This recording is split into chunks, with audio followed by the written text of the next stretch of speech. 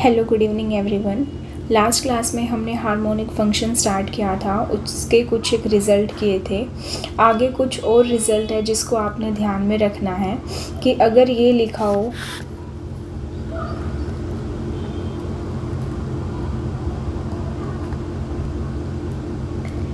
f of z equal to u plus iota v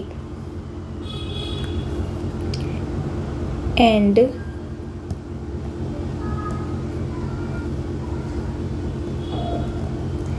f of z अंदर वाले का conjugate कि अंदर जो z पुट करेंगे उसका कॉन्जुगेट, दैट मीन ये फंक्शन क्या होगा, u x comma minus Y plus में iota v x comma minus Y. इस फॉर्म का बनेगा ना ये।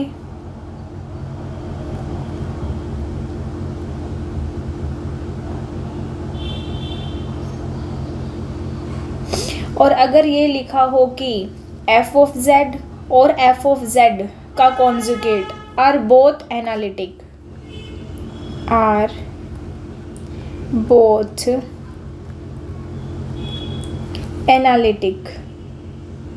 अगर ये बात लिखी हो तब क्या ट्रू होगा। पहली बात, क्या जो f ऑफ z का कॉन्जुगेट है, f ऑफ z का कॉन्जुगेट है, या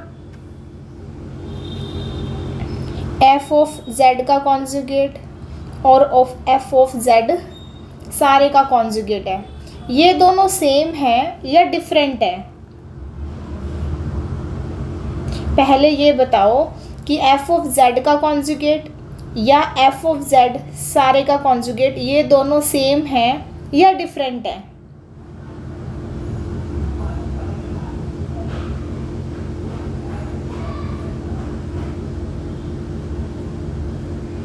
हाँ जी बताओ, क्या f ऑफ z का कॉन्जुगेट लिखा जाए या f ऑफ z सारे का कॉन्जुगेट लिखा जाए, ये दोनों सेम है या डिफरेंट है। डिफरेंट है ना, ये दोनों डिफरेंट है। जैसे मैं फंक्शन सिंपल मैं आपको फंक्शन दूँ से f of z equal to z, आप f ऑफ z का कॉन्जुगेट निकालो, क्या आएगा, z बार। अब आप f ऑफ z सारे का कॉन्जुगेट निकालो, क्या आएगा, वो भी z बार आएगा। इस केस में तो ये दोनों सेम आ गए, यानी कि इस एग्जाम्पल के लिए ये बात सही हो रही है। अगर मैं एग्जाम्पल चेंज कर दूं, जैसे आप फंक्शन उठा लो f of z equal to iota z, अब देखो f ऑफ z बार निकालो, क्या आएगा,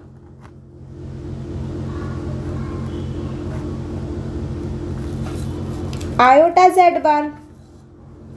अब f ऑफ z सारे का कॉन्जुगेट निकालो तो क्या बनेगा, माइनस आयोटा z बार, ये बनेगा ना। अब देखो चेंज हो गया ना function,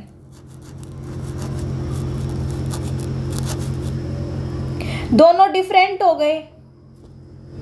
so that mean in दोनों का सेम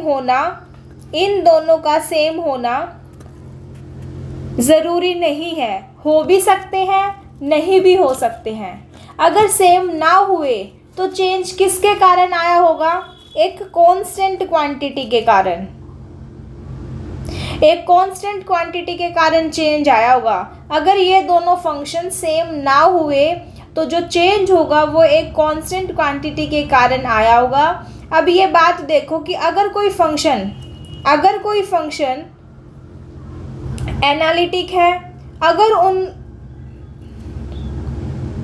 अगर कोई फंक्शन एनालिटिक है, अगर उसको मैं किसी कांस्टेंट के साथ मल्टीप्लाई कर दूं तब भी वो एनालिटिक रहेगा। अगर फंक्शन एनालिटिक है, उसको किसी कांस्टेंट के साथ मल्टीप्लाई कर दिया जाए तब भी वो फंक्शन एनालिटिक होगा। तो that mean F of Z bar और एफ ऑफ जेड सारे का कॉन्जुगेट, इसको देखना एक ही बात है ना।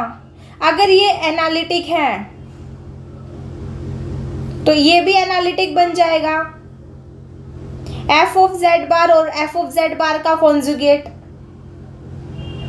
क्योंकि दोनों में डिफरेंस किसका है, एक कांस्टेंट क्वांटिटी का ही तो है। सो दैट मीन अगर ये लिखा हो कि एफ ऑफ जेड बार ये भी एनालिटिक है, तब भी हमारा जो फंक्शन है वो एक कांस्टेंट फंक्शन ही आएगा। तो यहाँ लिख लो आप, then F of Z is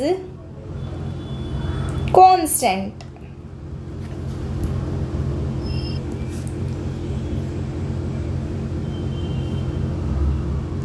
अब सेकंड जो रिजल्ट है वो क्या है, वो देखो। रिजल्ट ये है F of Z and F of Z का कॉन्जुगेट, फिर पूरे का conjugate, F of Z conjugate का conjugate are simultaneously analytic.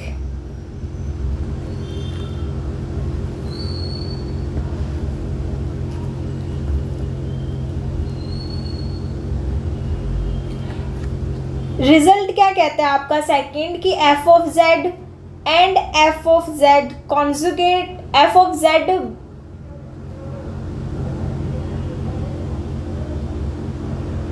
And F of Z bar का कॉन्जुगेट साइमultaneously एनालिटिक। क्योंकि ये क्या कहता है कि एफ ऑफ जेड एनालिटिक हुआ तो ये भी एनालिटिक होगा, एफ ऑफ जेड एनालिटिक हुआ तो ये भी एनालिटिक होगा।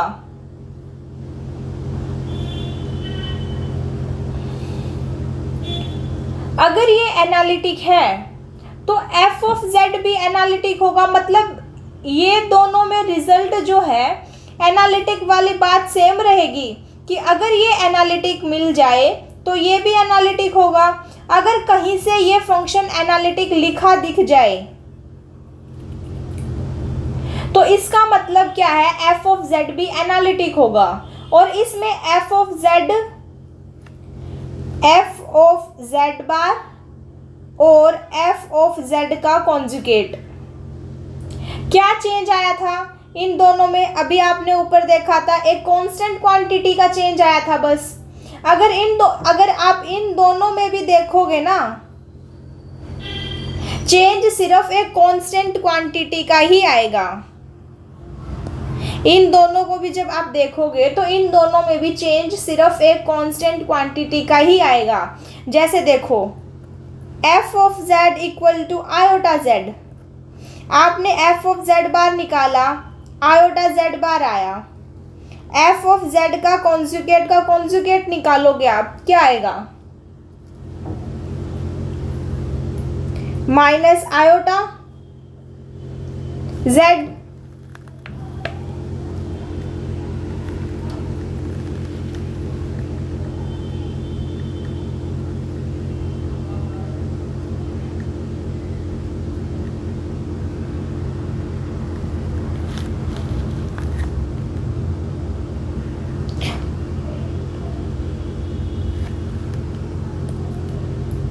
Minus iota Z. तो आप देखोगे इन दोनों में भी जो डिफरेंस है वो सिर्फ एक कांस्टेंट क्वांटिटी का है।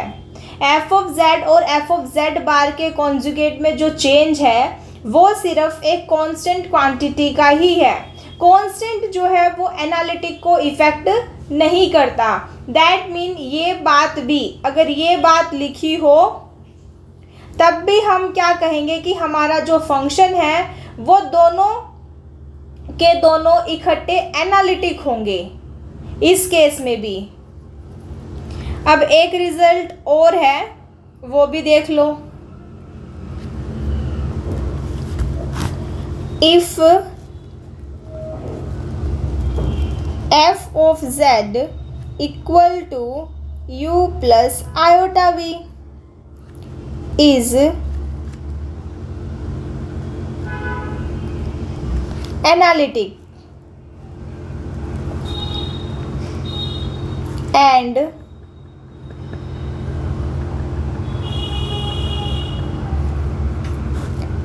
au plus bv equal to, there is some constant, say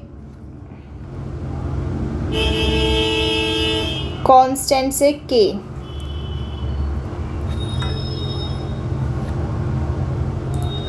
then f of z is constant.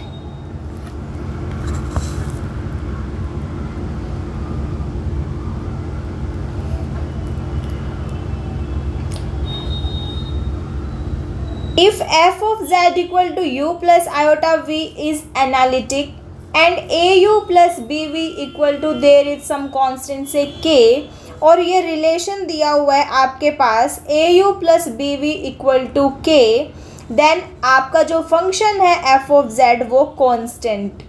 अगर ये बात लिखी दिख जाए कहीं पे कि फंक्शन आपका एनालिटिक है, u और v इस पर्टिकुलर रिलेशन को होल्ड करवा रहे हैं, तब भी फंक्शन क्या होगा, एक कांस्टेंट फंक्शन होगा इस केस में भी। और इसको आप देख सकते हो आसानी से कि अगर आपको ये दिया हुआ है au plus B V equal to के,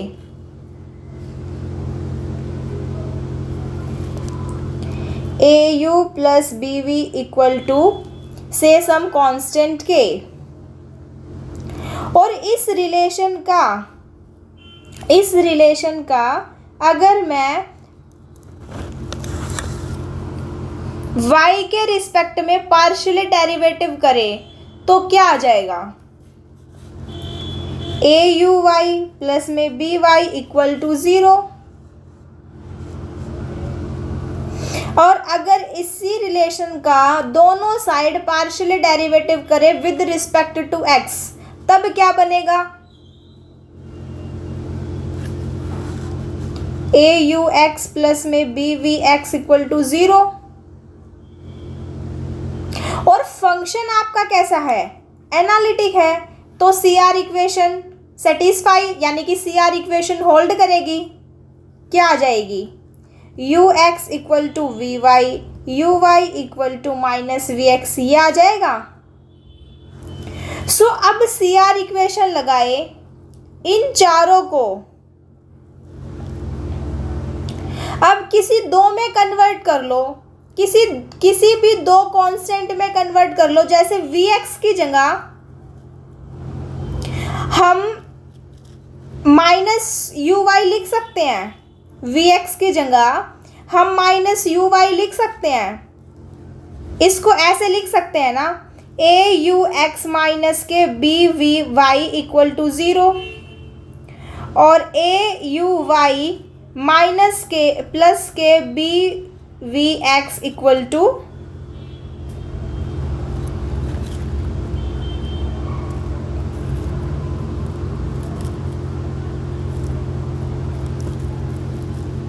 0।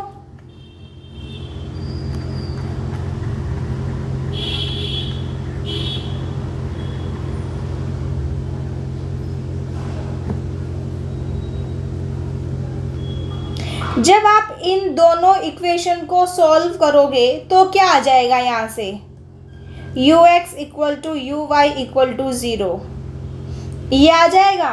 चारों के चारों पार्शियली डेरिवेटिव अगर 0 हैं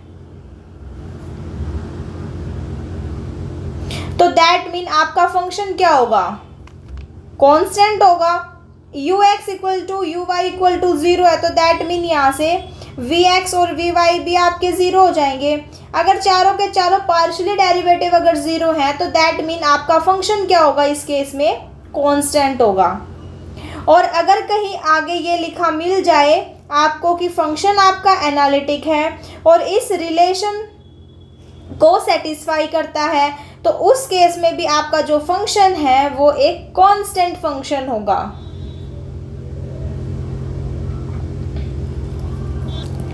अब एक रिजल्ट और है,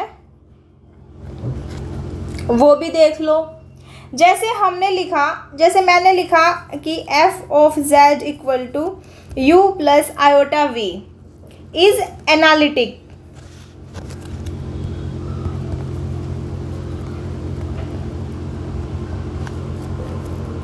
ये बात हमने यहाँ पे लिखी, अगर फंक्शन एनालिटिक है तो u और v हार्मोनिक होंगे,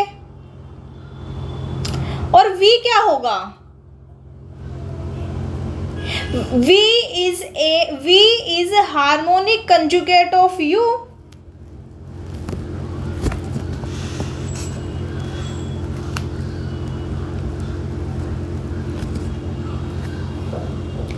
v is harmonic conjugate of u।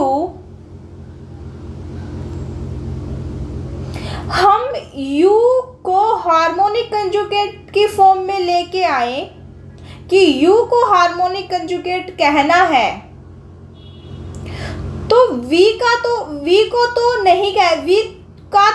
कह नहीं सकते, क्योंकि अगर v का भी हार्मोनिक कंजुगेट होगा तो फंक्शन कांस्टेंट हो जाएगा। अगर कुछ और जनरल बात बनाए, वो देखें, अगर कि f ऑफ z आपका एनालिटिक है तो iota f of z equal to करें, iota f of z equal to करें तो वो क्या आ जाएगा? वो minus v plus iota u, ये आ जाएगा।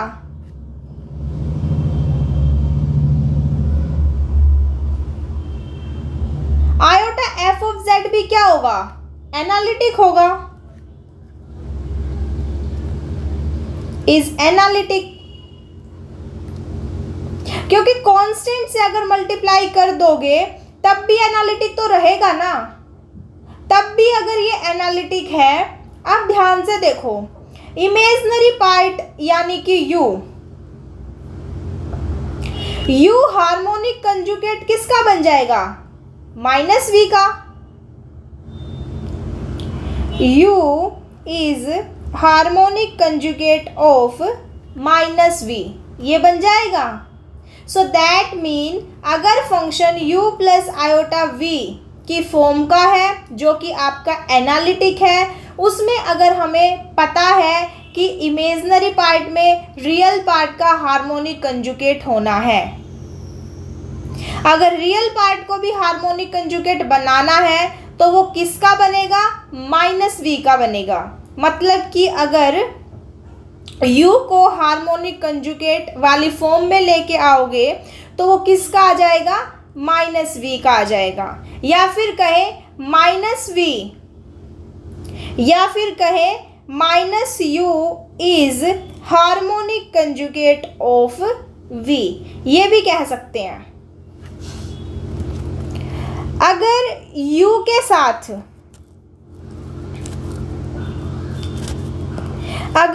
के साथ हार्मोनिक कंजुगेट की बात करनी है, या तो ये लिखा जाएगा u is harmonic conjugate of minus v, या फिर ये minus u is harmonic conjugate of v। तो अब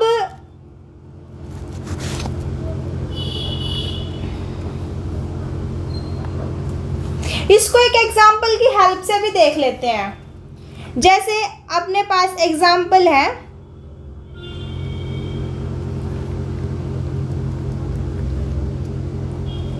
से f of z equal to z square, कितना आ जाएगा? ये x square minus Y square plus 2 iota x Y, ये आ जाएगा। अब इसका रियल और इमेजिनरी पार्ट क्या है? से u is the real part X square minus Y square, और इमेजिनरी पार्ट से v इक्वल टू 2xy, ये आ जाएंगे।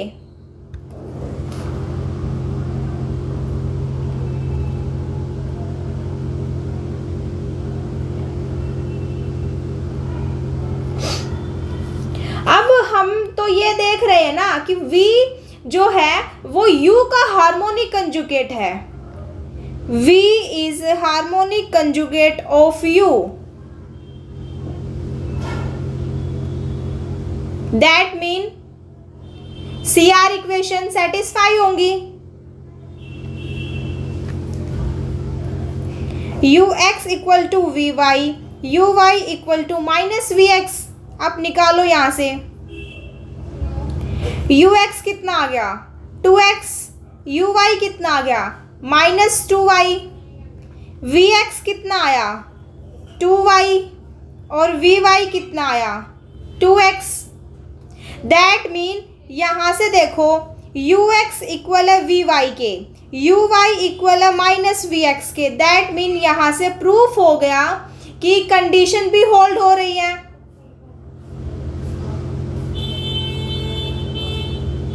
मतलब कंडीशन सेटिस्फाई होनी चाहिए। कंडीशन सेटिस्फाई होगी तो v u का हार्मोनिक कंजुगेट है। अब u का हार्मोनिक कंजुगेट बोलना है तो वो किसका बनेगा -v का। u is harmonic conjugate of -v। So that mean इसका मीनिंग क्या हुआ, यहाँ पे भी जब आप अपनी CR इक्वेशंस लगाओगे ux equal to V Y, U Y equal to -vx, तो इस केस में भी क्या आ जाएंगी, सेम आएगी CR इक्वेशन।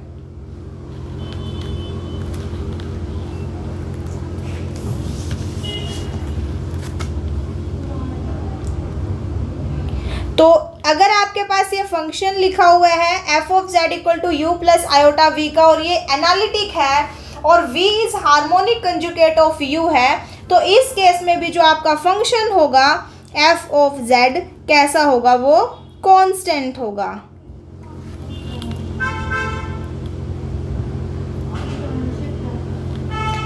तो अब आ जाते हैं क्वेश्चन के ऊपर जो अभी तक काम किया। अगर उसमें से कोई क्वेश्चन आना है तो कैसे क्वेश्चन पूछ लिए जाते हैं एग्जाम पे। जैसे क्वेश्चन आ जाए विच ऑफ द फॉलोइंग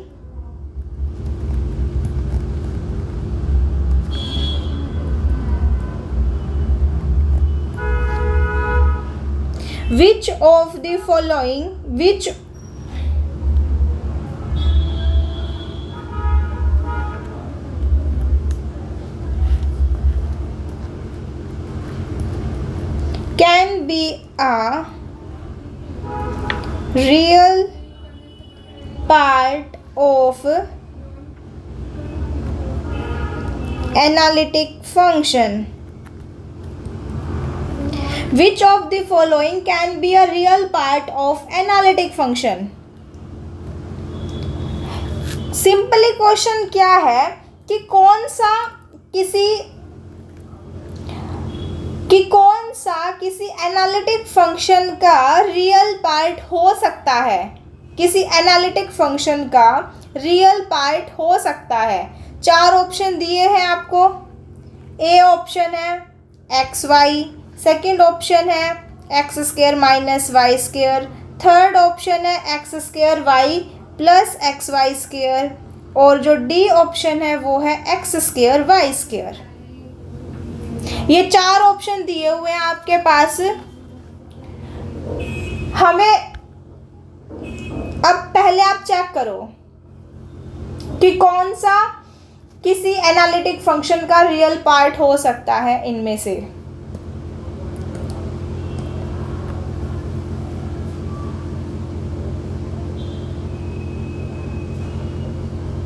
हाँ जी बताओ।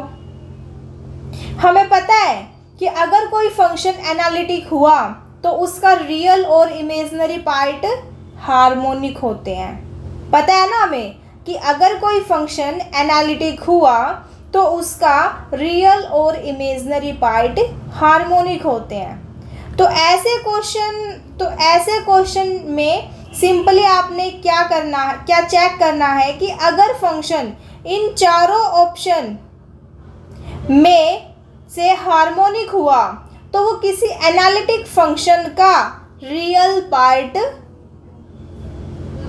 बन सकता है। अगर हार्मोनिक ना हुआ तो वो कभी भी किसी एनालिटिक फंक्शन का रियल पार्ट नहीं बनेगा।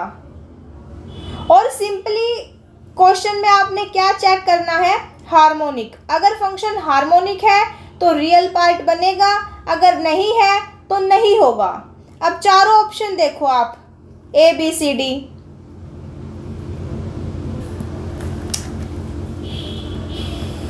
पहले फर्स्ट ऑप्शन देखो आप, ए। क्या ये फंक्शन हार्मोनिक है? यस, ये हार्मोनिक है ना।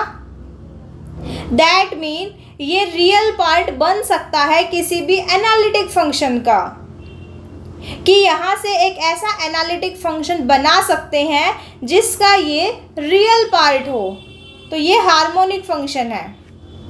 तो इसका एक रियल पार्ट बन सकता है किसी एनालिटिक फंक्शन का, कि यहाँ से एक ऐसा एनालिटिक फंक्शन बना सकते हैं जिसका ये रियल पार्ट हो। सेकंड चेक करो, क्या ये हार्मोनिक है? ये भी बन जाएगा। ये रियल पार्ट बन सकता है किसी भी एनालिटिक फंक्शन का, कि यहाँ से एक ऐसा एनालिटिक फंक्शन बना सकते हैं जिसका रियल पार्ट क्या हो, x square minus Y square. ये चेक करो, क्या ये हार्मोनिक है? ये हार्मोनिक नहीं है।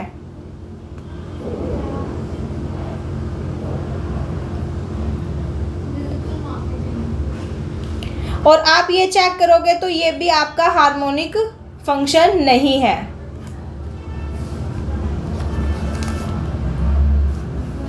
दैट मीन ये किसी भी एनालिटिक फंक्शन के रियल पार्ट नहीं बन सकते।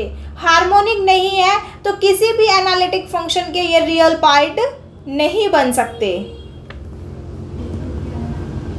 ऐसे क्वेश्चन एग्जाम में आ सकते हैं। आपको सिंपली वहाँ चेक करना है, हार्मोनिक फंक्शन देखना है। अगर हार्मोनिक हुआ तो बन जाएगा, अगर ना हुआ तो नहीं बनेगा। जैसे आपको मैं एक क्वेश्चन और दूं,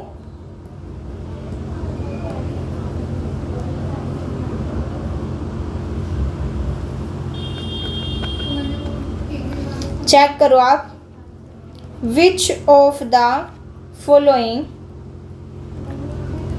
कैन बी a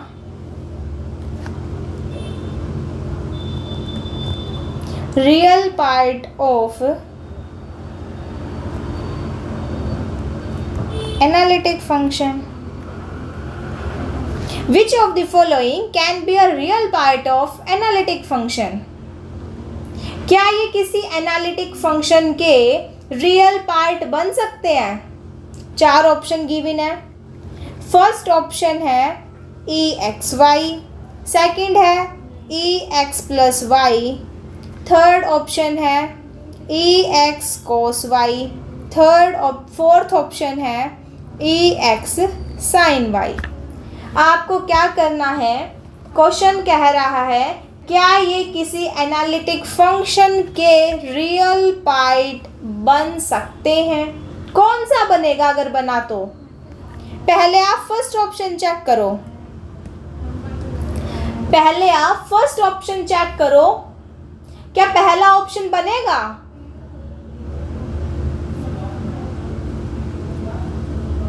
पहला ऑप्शन तो आपका हार्मोनिक ही नहीं है।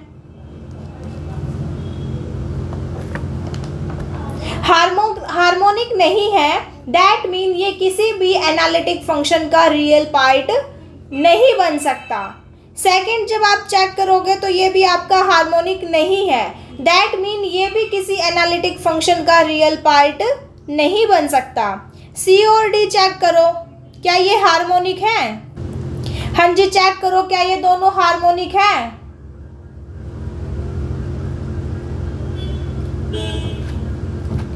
यू एक्स एक्स प्लस में u y y equal to 0, ये दोनों आपके लैप्लास इक्वेशन सेटिस्फाई होगी।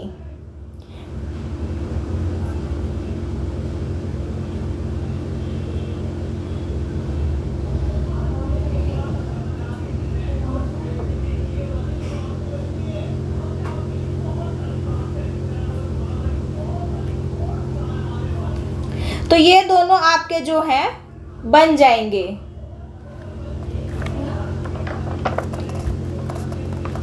हार्मोनिक फंक्शन है, ये दोनों लैप्लास इक्वेशन सेटिस्फाई होगी। दैट मीन ये रियल पार्ट बन सकते हैं किसी भी एनालिटिक फंक्शन के, कि यहाँ से एक ऐसा एनालिटिक फंक्शन बना सकते हैं जिसका रियल पार्ट ई एक्स कोस वाई होगा, और ये भी बनेगा तो उसका रियल पार्ट क्या होगा, ई एक्स साइन वाई। अब जैसे नेक्स्ट क्वेश्चन आ जाए आपके पास, क्वेश्चन है ये, Which of the following can be a, अगर वो रियल की बजाय कभी इमेजनरी भी लिखा हो तब भी आपने यही चेक करना है कि अगर वो हार्मोनिक है तो बन सकता है, अगर वो हार्मोनिक नहीं है तो नहीं बनेगा। एक एग्जाम्पल और कर लेते हैं, जैसे अभी मैं क्वेश्चन लिख रही हूँ, which of the following can be a real, अगर वो इमेजनरी लिख दे, पार्ट ऑफ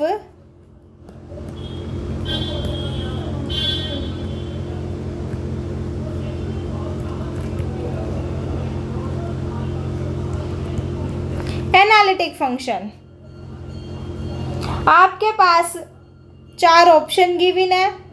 फर्स्ट है एक्स अपॉन में x square plus Y square, second है x square minus Y square, X square plus Y square, third option है 2xy upon में x square plus Y square, fourth option है x square minus Y square, X square plus Y square का whole square. अगर question इस form में आ जाए,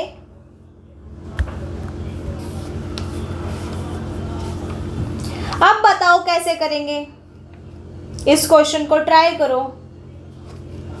चारों option में देखे जाए, अब ध्यान से देखो इस क्वेश्चन को। अगर आप चारों ऑप्शन देख रहे हो,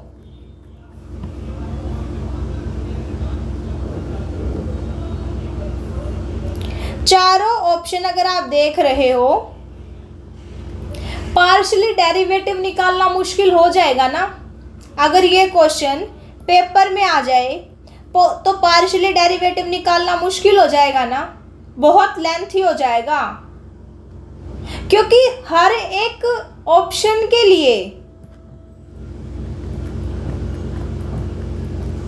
हर एक ऑप्शन के लिए 4 डेरिवेटिव निकालोगे, फिर ऐड करके चेक करोगे, काफ़ी लेंथी क्वेश्चन है। अगर ऐसे क्वेश्चन पेपर में दिख जाए तो क्या करना होता है, फंक्शन बनाने का ट्राई करना है। अगर कोई ऑप्शन ज़्यादा मुश्किल आ जाए तो वहाँ पर आपने फंक्शन सोचना है जिसका वो रियल पार्ट हो या इमेजनरी पार्ट हो। वो कैसे, कि वो ऑप्शन को देखकर ही आपको फंक्शन ढूंढना है। जैसे पहले ऑप्शन की बात करें, अगर सपोज करें कि ये किसी भी एनालिटिक फंक्शन का रियल पार्ट है, अगर ये किसी भी एनालिटिक फंक्शन का रियल पार्ट होता,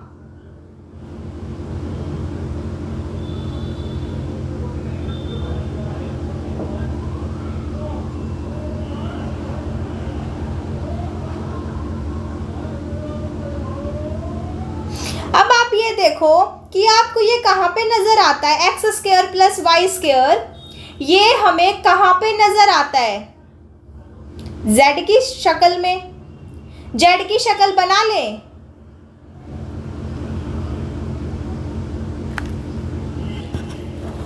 देखो x square plus Y square कहाँ पे नज़र आएगा, जब जेड और जेड बार हो।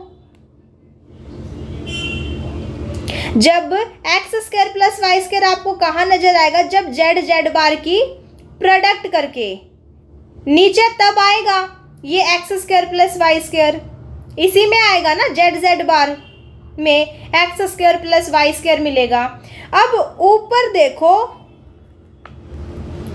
ऊपर आया है एक्स, एक्स जो है वो कौन सी एनालिटिक फंक्शन का रियल पार्ट होता है? कौन से फंक्शन का रियल पार्ट बनता है एक्स? जेड का। Z equal to x plus iota y लिखते हो।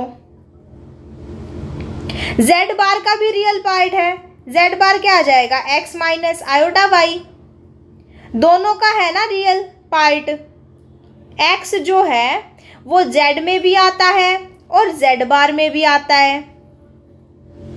दैट मीन हम इस फंक्शन को किसी भी फंक्शन का रियल पार्ट बनाने जा रहे हैं, किसी भी फंक्शन का रियल पार्ट बनाने जा रहे हैं, ऊपर या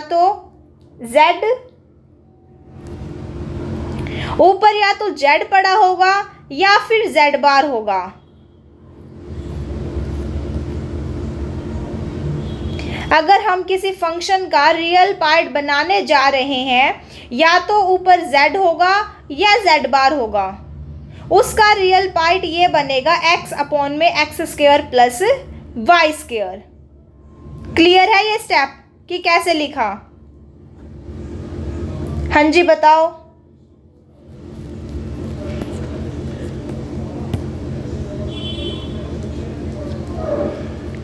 हाँ जी बताओ, फर्स्ट ऑप्शन सबको क्लियर है ना? अब ये देख लो बस कि ऊपर z रखना है या z बार रखना है। देखो ऊपर z रखो तो फाइनली हमारे पास फंक्शन क्या आ जाएगा? अगर आप ऊपर z रखो तो हमारे पास जो फंक्शन आएगा वो फंक्शन क्या आ जाएगा हमारे पास? 1/z बार। नहीं,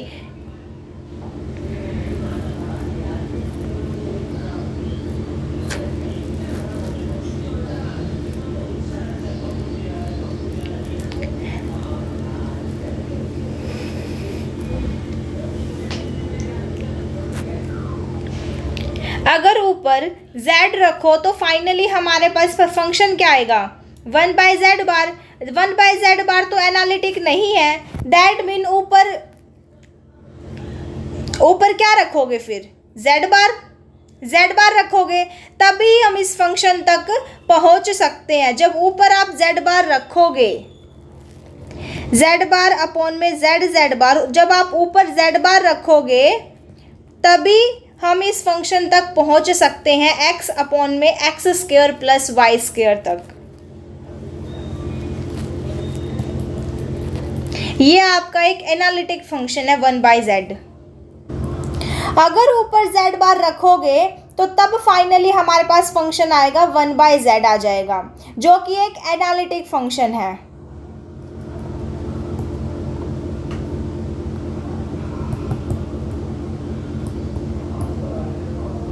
तो इसका मतलब जो है कि x अपॉन में x square plus Y square लिखा हुआ है, ये रियल पार्ट किसका है? 1/z का। दैट मीन ये रियल पार्ट पॉसिबल है ना किसी एनालिटिक फंक्शन का। तो इसका मतलब ऐसे क्वेश्चन में हमें एक फंक्शन बनाने का ट्राई करना है। फंक्शन आपको खुद सोचना है। सोचोगे कैसे? जब ऐसे क्वेश्चन की प्रैक्टिस कर लोगे। जितनी ज़्यादा ऐसे क्वेश्चन की प्रैक्टिस हो जाएगी, आपको उतनी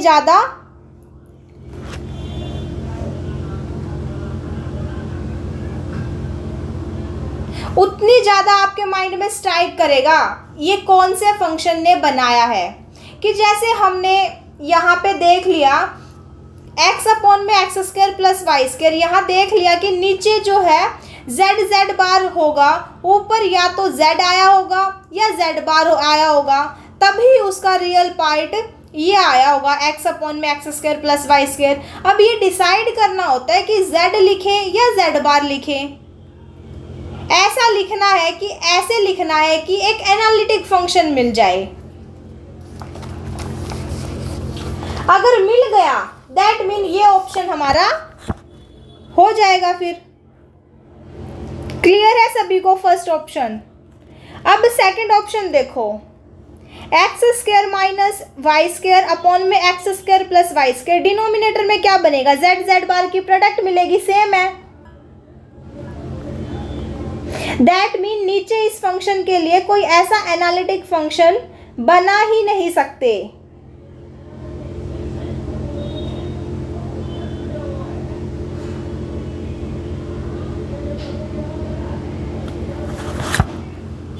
सेकंड ऑप्शन देखो आप एक बार खुद से,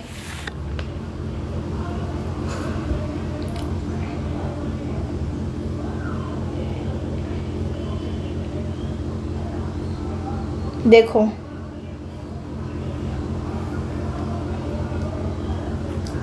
बी ऑप्शन, बी ऑप्शन में हमारा था X square minus Y square upon में x square plus Y square. नीचे डिनोमिनेटर में तो हमें पता है जेड जेड बार की प्रोडक्ट आएगी। अब ऊपर क्या आएगा,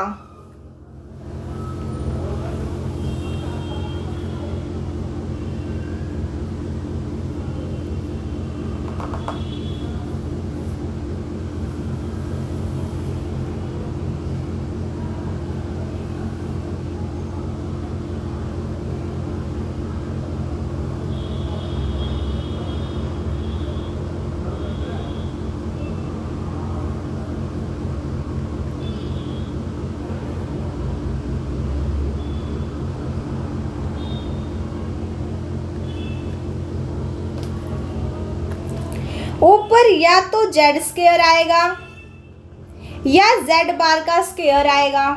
अब आपको डिसाइड करना है कि ऊपर जेड स्क्वायर आएगा या जेड बार स्क्वायर आएगा। अगर आप ऊपर जेड स्क्वायर लेते हो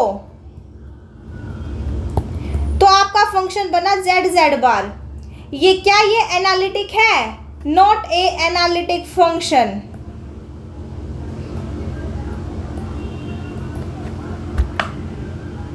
दैट मीन इस फंक्शन के लिए कोई ऐसा एनालिटिक फंक्शन बना ही नहीं सकते जिसका वो रियल पार्ट हो x square minus Y square.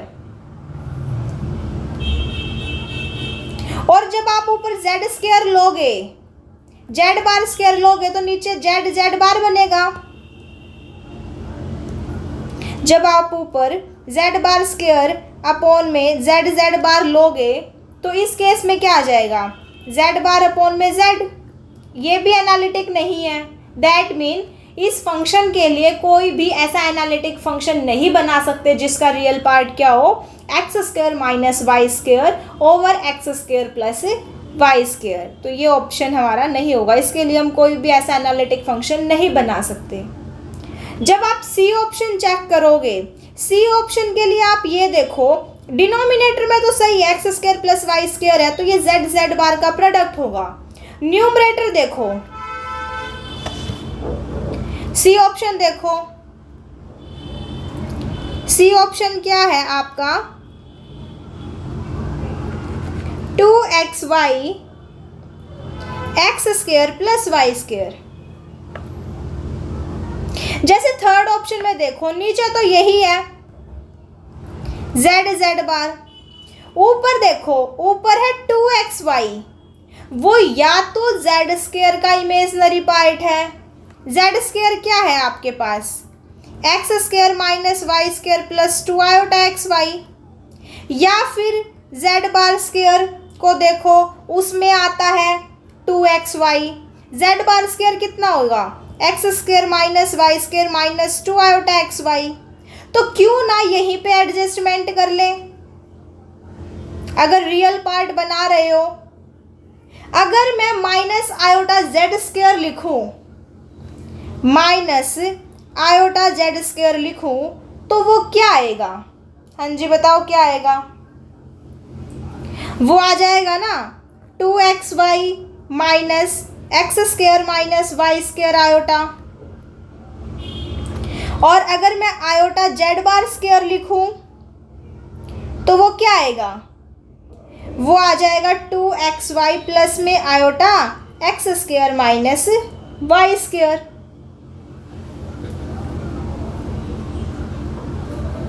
ये आ जाएंगे।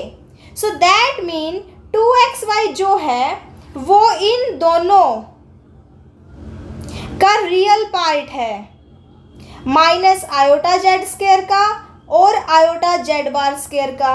अब ये डिसाइड कर लो ऊपर क्या रखे, ये रखे या ये रखे,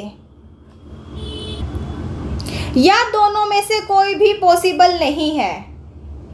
हाँ जी बताओ ऊपर क्या पॉसिबल है, कोई भी काम का नहीं है। तो दैट मीन ये भी किसी भी एनालिटिक फंक्शन का रियल पार्ट नहीं बन सकता। सो that mean third option incorrect है, नहीं आएगा। अब ऐसे ही आप फोर्थ ऑप्शन चेक करो, नीचे तो वही आएगा जेड बार, नीचे क्या आ जाएगा x square plus Y square का होल स्क्वायर है, तो Z square z bar square आ जाएगा।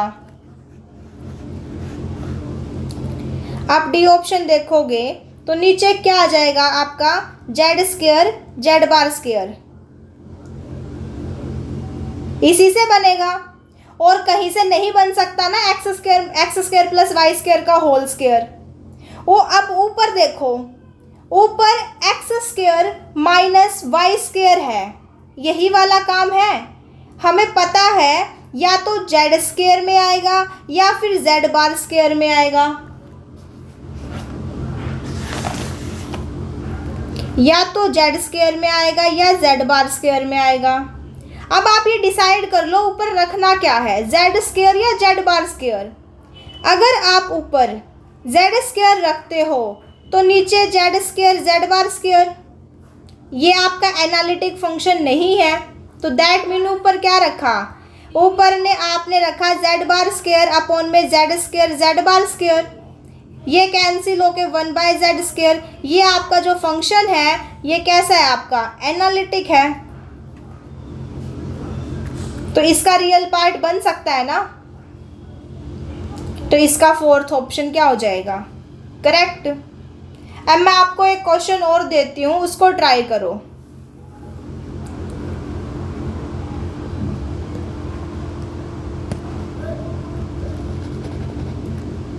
क्वेश्चन है which of the following can B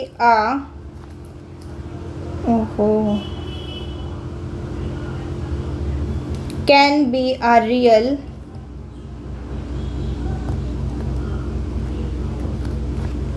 imaginary part of analytic function. आपके पास चार ऑप्शन है। फर्स्ट है E X square minus Y square cos 2xy। Second option है E minus 2xy sine X square minus Y square E 2xy cos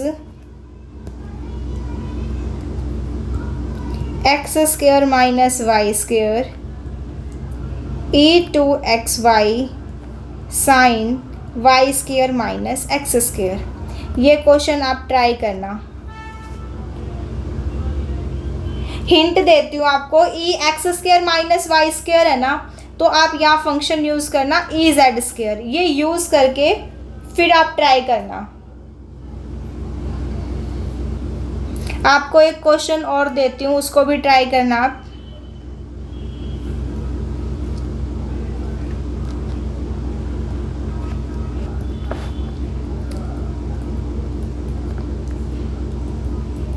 Which of the following is harmonic conjugate of u 2xy plus x square minus y square? चार option है minus 2xy plus X square plus Y square plus C. Second option है 2xy minus x square plus Y square plus C. Third option है minus 2xy minus x square plus Y square plus C. Fourth option है none of this. आप ये question try करना। अगर आपसे question नहीं हुए तो मेरे को कमेंट बॉक्स में बता देना, हम इनको नेक्स्ट क्लास में डिस्कस कर लेंगे। Thank you.